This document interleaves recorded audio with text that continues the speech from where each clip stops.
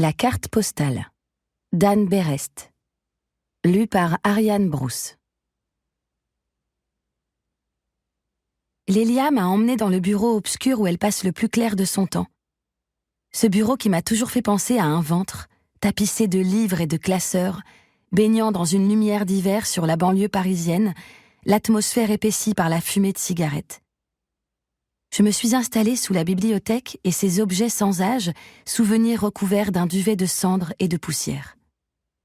Ma mère a attrapé une boîte verte, mouchetée de noir, parmi la vingtaine de boîtes d'archives, toutes identiques.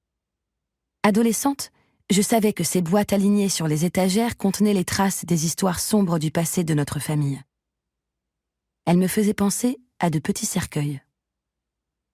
Ma mère a pris une feuille de papier et un stylo. Comme tous les enseignants à la retraite, elle continue d'être professeure en toutes circonstances, même dans sa façon d'être mère. Lélia était très aimée de ses étudiants de la fac de Saint-Denis. À l'époque bénie où elle pouvait fumer en classe tout en enseignant la linguistique, elle faisait quelque chose qui fascinait ses élèves. Elle réussissait avec une dextérité rare à faire se consumer entièrement la cendre de sa cigarette sans que jamais elle ne tombe par terre, formant ainsi un cylindre gris au bout de ses doigts.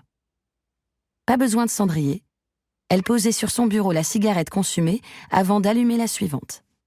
Une prouesse qui imposait le respect. « Je te préviens », m'a dit ma mère.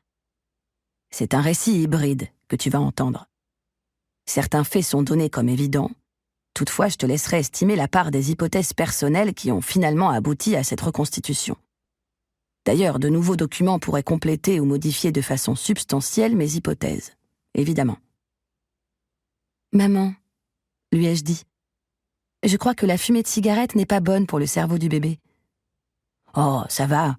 J'ai fumé un paquet par jour pendant mes 3 grossesses et je n'ai pas l'impression d'avoir fait 3 débiles à l'arrivée. » Sa réponse m'a fait rire. Lélia en a profité pour allumer une cigarette et commencer le récit de la vie d'Ephraïm, Emma, Noémie et Jacques, les 4 prénoms de la carte postale.